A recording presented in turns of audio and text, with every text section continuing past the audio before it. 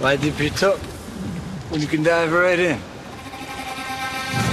Why let things simmer when you can cook up a storm? Why live life in half measures when you can live it to the brim?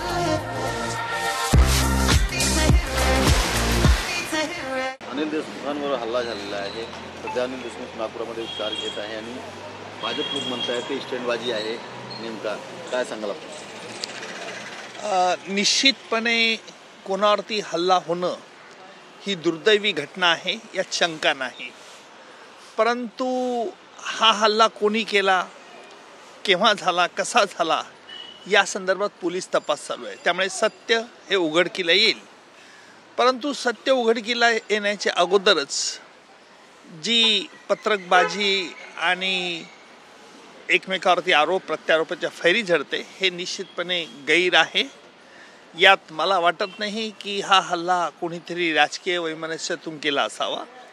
काहीतरी व्यक्तिगत कारण असण्याची शक्यता देखील नाकारता येत नाही. परंतु दूध का दूध और पाणी का पाणी हे निघेल, लवकरच कळून येईल. त्याच्यामुळे थोडा वेळ कळ सोचा. परंतु मी बघितलं की ह्या लोकसभेच्या मानाने विधानसभेच्या निवडणुकीत हल्ले, प्रतिहल्ले, हल्ल्याची स्टंटबाजी होणं हे प्रकार वाढायला लागले. याला कारण भडकाऊ भाषणं ही देखील कारणीभूत आहेत. म्हणून प्रत्येक नेत्याने याच्यावरती संयम ठेवला पाहिजे.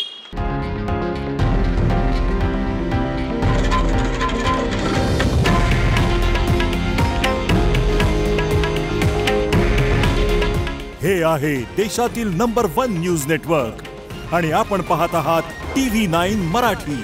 काळजी तुमची, हित महाराष्ट्राचं.